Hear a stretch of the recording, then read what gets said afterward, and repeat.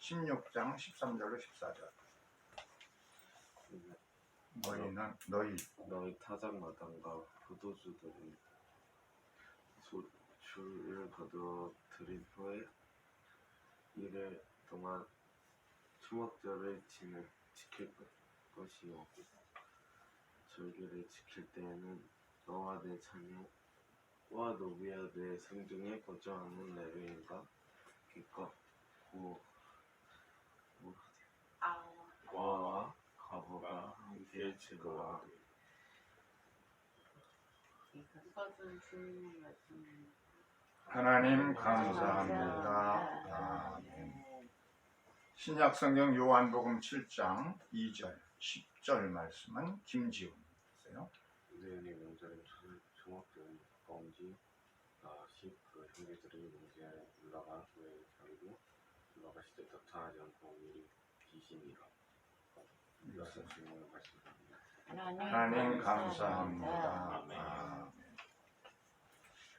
초막절을 지키신 예수님이라는 제목을 가지고서 말씀을 드리겠습니다. 2022년도에 성경에 나오는 초막절은 10월 9일 일요일부터 시작해서 저녁으로 하루가 시작이 되죠. 그래서 16일 일요일 저녁으로서 이제 저녁 되기 전에 초막절이 8일 동안 계속되다가 이제 끝나는 절기가 이제 유대인들도 구약성경, 신약성경 전부 유대인들의 달력은 음력을 쓰기 때문에 우리 한국의 초막절이 추석하고 똑같은 절기로 겹치는데, 근데 금년도는 한 달 그 사람들이 늦게 합니다. 그런 음력을 쓰는데도 약간 이런 차이가 있을 때가 있어. 어떤 데는 똑같이 일치하기도 하고. 그래서 우리나라에서는 즐거운 추석을 맞이해서 이렇게 좀 온 가족들이 고향을 찾아갑니다. 그래서 옛날 우리 시골에 살 때 추석 명절이 들어오면은 이렇게 돼지를 한 마리 잡아요. 돼지를 한 마리 잡아서 돼지고기를 먹고, 또 두부도 하려고 그러면은 시장에서 파는 데가 없기 때문에 시골에서요. 그러니까 콩을 가지고 맷돌에 갈고, 그래가지고서는 두부를 이제 만들고, 그리고 다식판을 가지고 다식을 만들어요.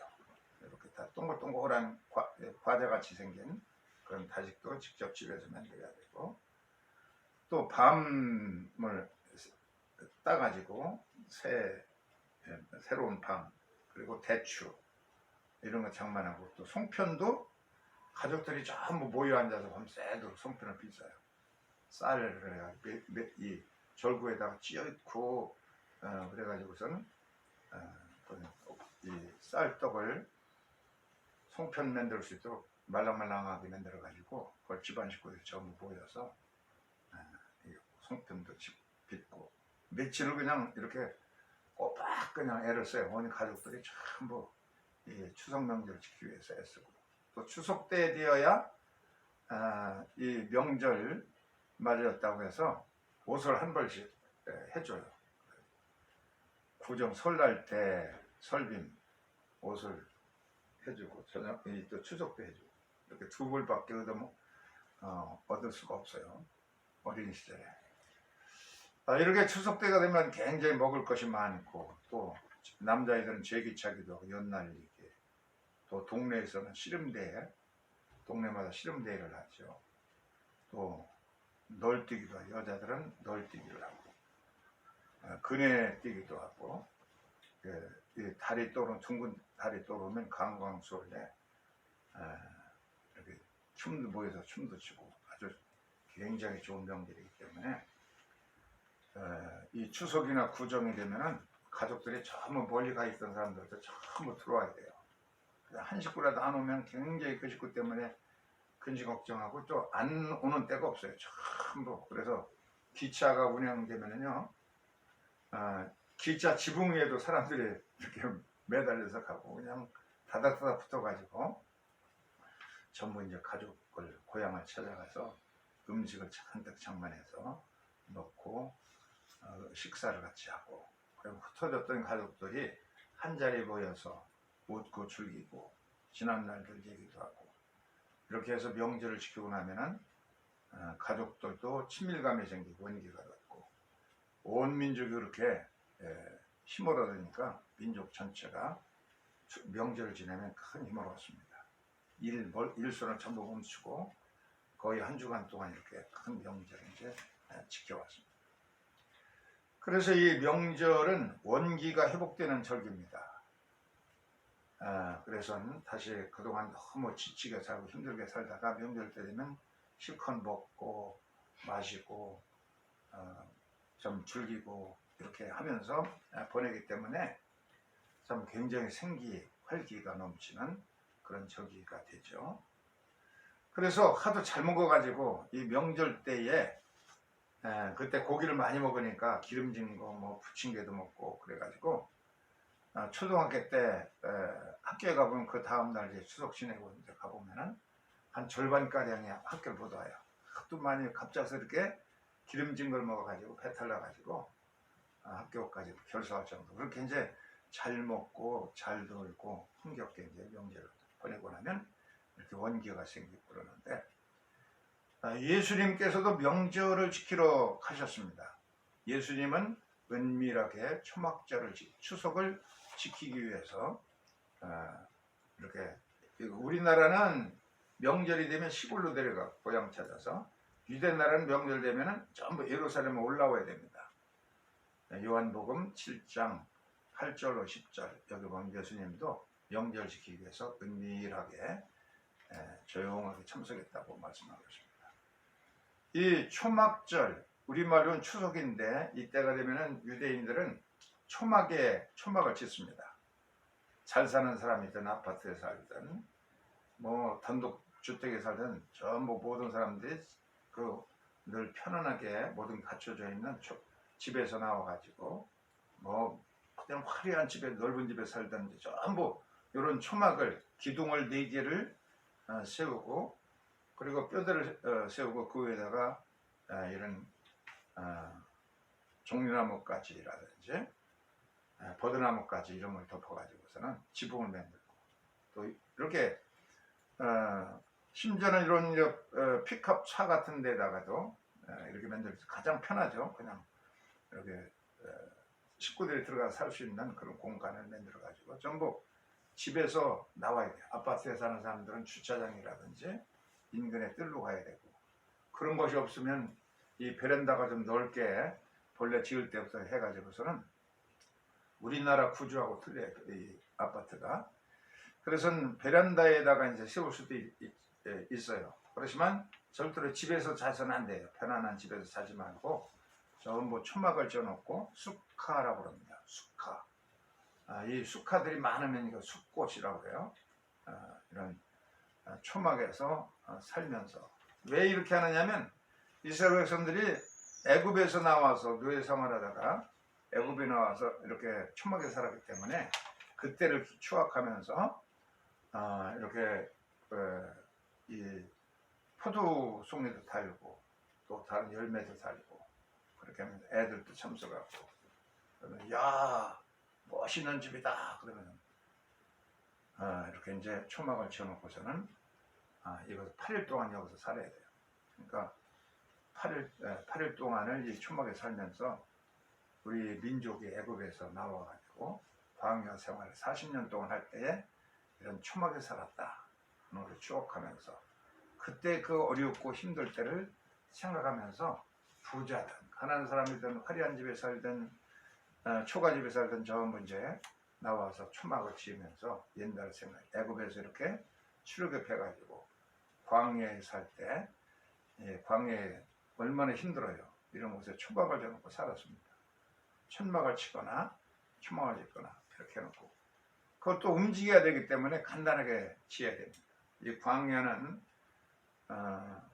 이렇게 또 지붕이 완전히 비가 온다고 그러면 비가 이제 거의 오지 않지만 와도 조금씩 세울 수 있는 정도로 엉성하게 해놓고, 그리고 이 광야에는 전갈 때 독사 때가 있어요.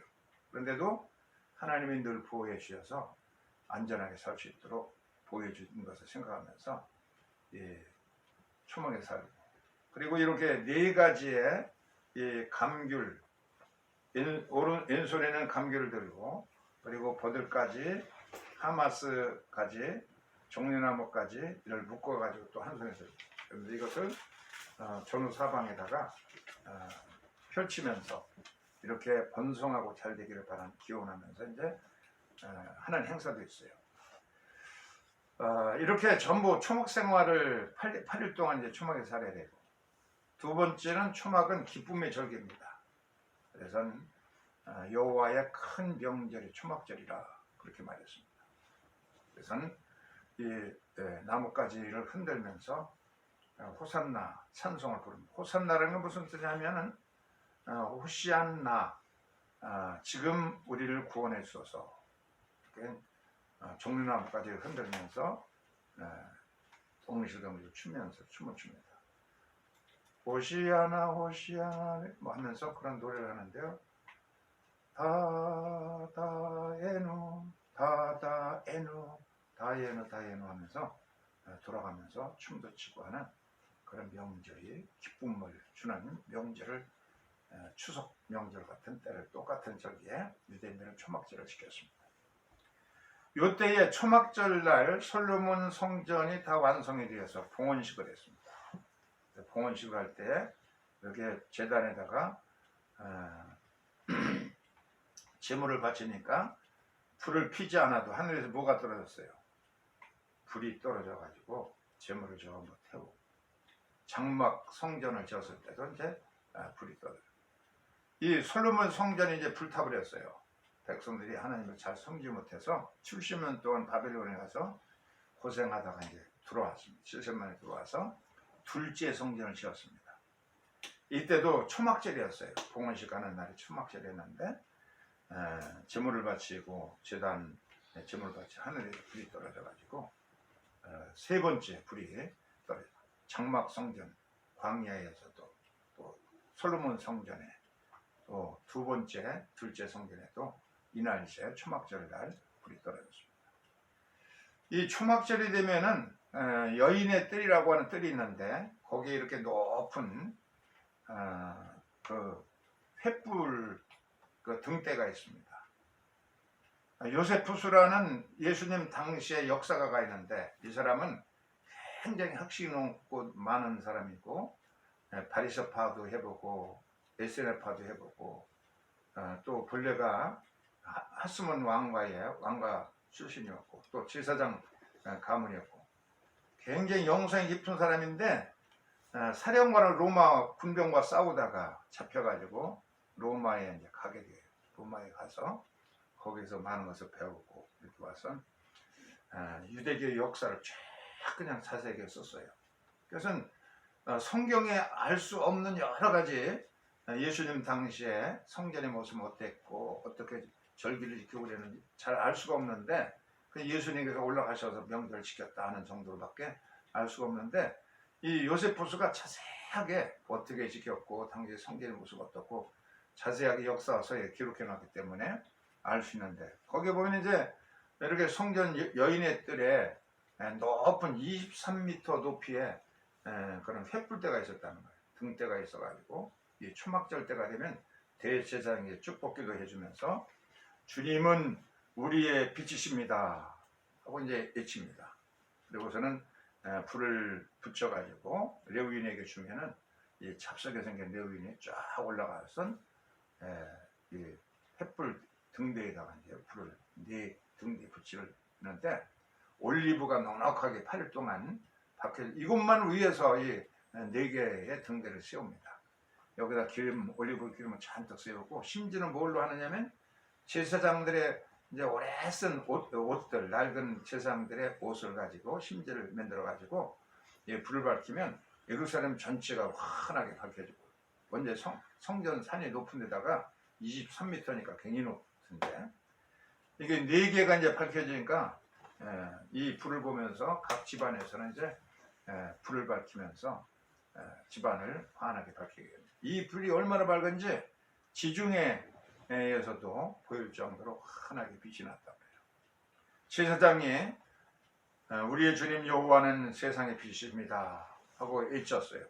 그런데 예수님께서는 요한복음 8장 12절에 보면은 이때 이제 초막절 때 예수님 초막절에 올라가서 바로 그 대제사장의 불을 밝히는 순간 여호와는 나의 빛이라 할 때 나는 세상의 빛이라. 요한복음 내 보면 나는 뭐뭐다 하는 것이 7번 나오는데 나는 세상의 빛이라 고 예수님이 외쳤어요.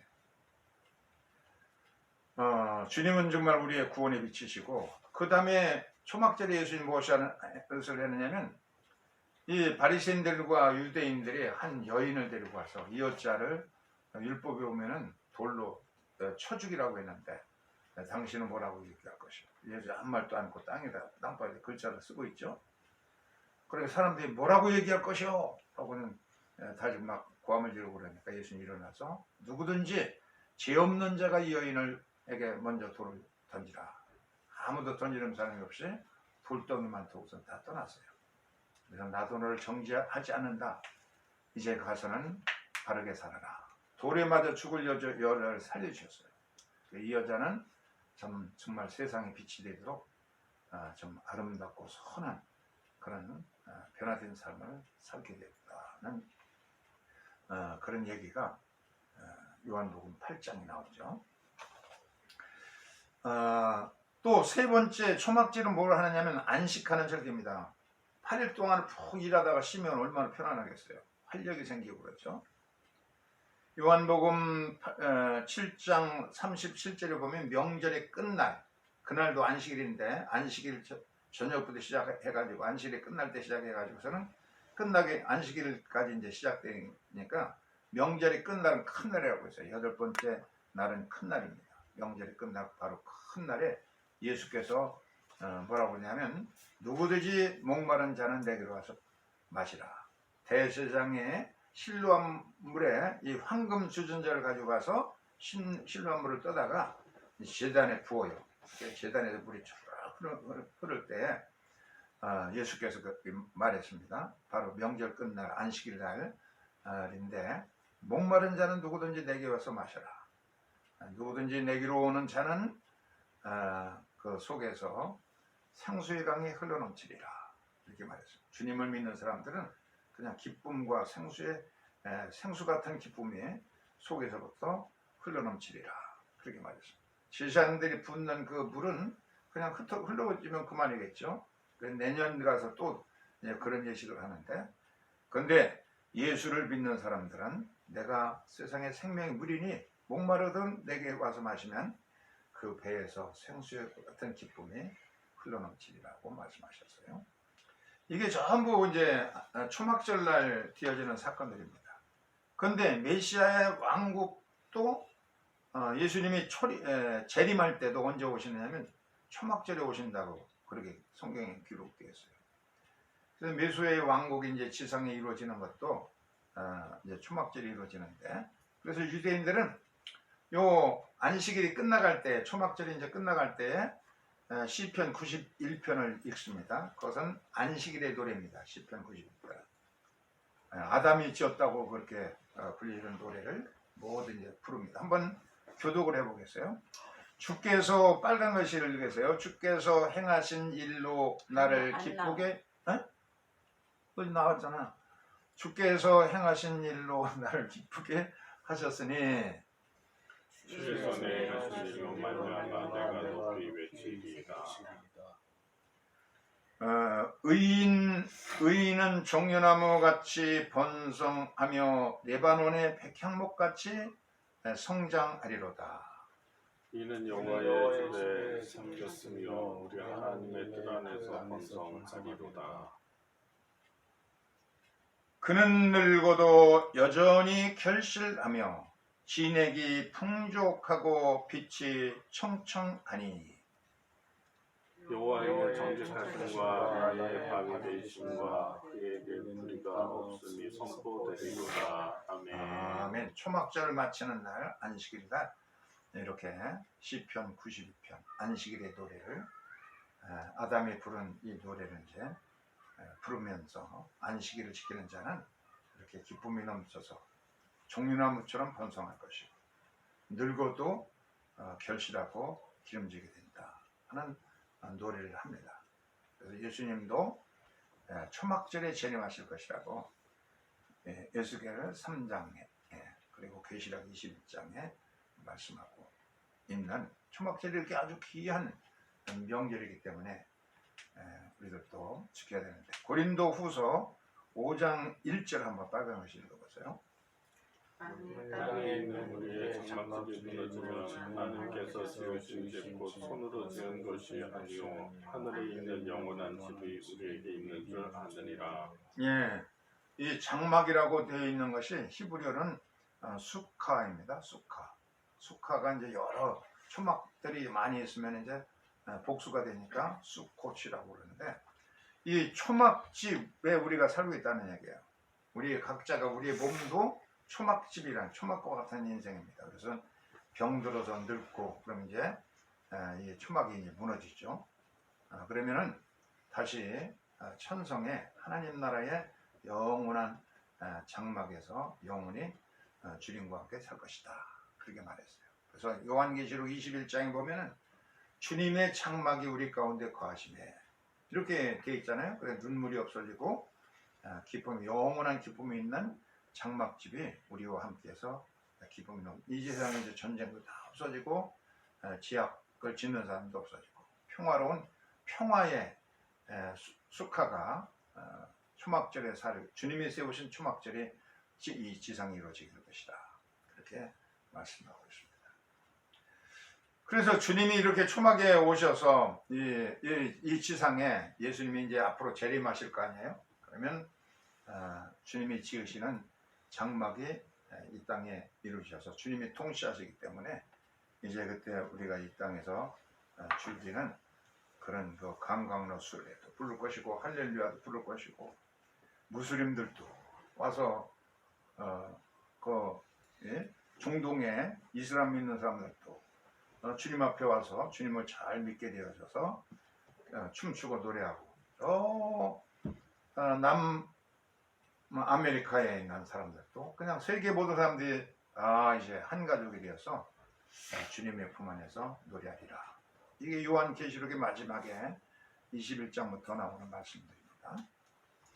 초막절이 얼마나 즐거운 명절이고 이것을 말을 바꿔서 한국에서는 추석이라고 이제 부르는 명절을 우리가 보내게 되는데 이 초막절의 기도문 가운데 보면은 이제 주님의 뜻이 이루어져서 이 땅의 모든 전쟁이 다 악의 세력이 물러가고 주님이 다스리는 초막에서 우리가 기뻐 살게 될 것이다 그랬어요.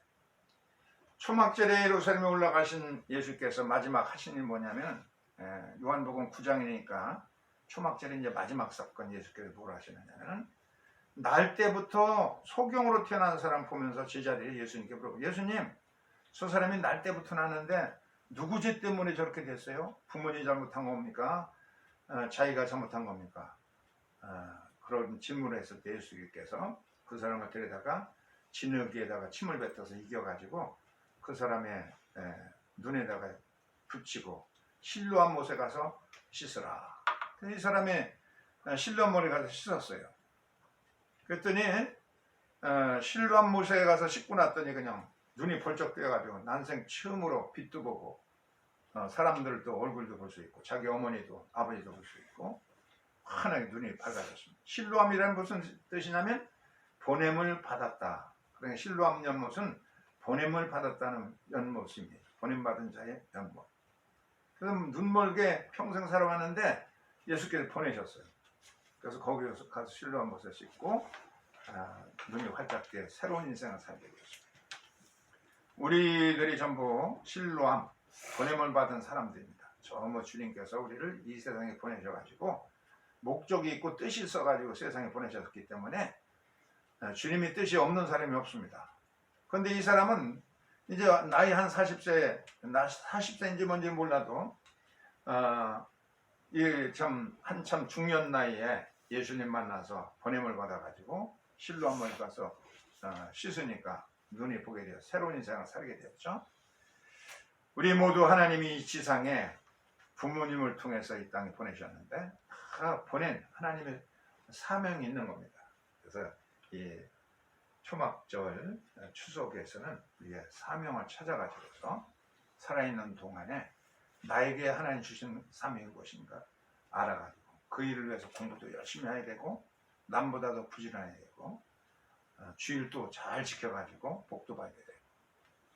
그래서 하루하루를 사명을 가지고 살다 보면은 건강해가지고 아까 아담의 노래 시편 92편에 보면은 늙어도 진액이 넉넉해서 푸르 청청하고 열매도 맺게 되리라 그렇게 말했습니다. 그래서 사명을 되찾아서 인생 하루하루를 보람있게 사는 날 이것이 바로 예수께서 실로암에 사람을 보내서 눈을 뜨게 하시고 이 초막절의 마지막 날 하신 일인 것입니다. 이번 추석에는 우리가 주님이 나를 이 세상에 보내셨다. 난 사명을 분명히 찾아서 하루하루를 소중히 살고 복되게 살아서 세상에 더 빛이 되고 소금이 되는 귀한 역사를 이룰 수 있기를 주의로 축원합니다. 찬송가 왕무이